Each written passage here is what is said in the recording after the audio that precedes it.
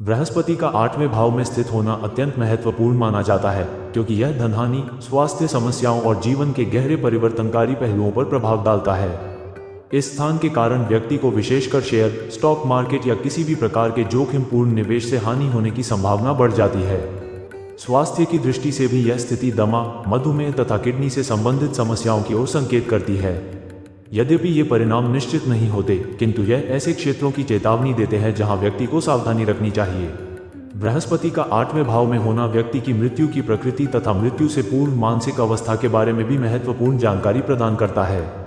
यदि बृहस्पति शुभ स्थिति में हो तो व्यक्ति की मृत्यु शांतिपूर्ण और संतुष्टि से भरी हो सकती है, जिसमें उसे अपने जीवन की उपलब्धियों से मानसिक शांति प्राप्त होती है।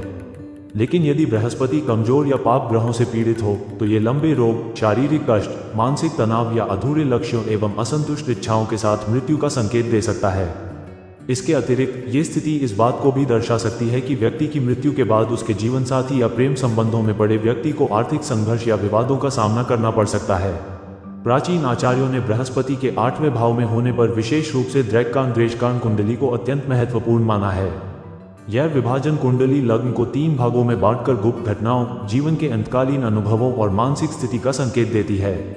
चूंकि बृहस्पति, 8वां भाव और द्रेशकान तीनों ही आयु, परिवर्तन और मृत्यु के स्वरूप से जुड़े होते हैं, इसलिए आचार्य बृहस्पति के 8वें भाव में होने पर द्रेशकान की भूमिका को अंतिम अवस्था की शांति या अशांति को समझने के लिए अत्यंत प्रमुख मानते हैं। इस प्रकार 8वें भाव में बृहस्पति व्यक्ति के जीवन में हानि, स्वास्थ्य चुनौतियों, अंतिम समय की मानसिक स्थिति तथा मृत्यु के बाद परिवार और संबंधों पर पड़ने वाले प्रभावों के बारे में गहरी अंतर्दृष्टि प्रदान करता है।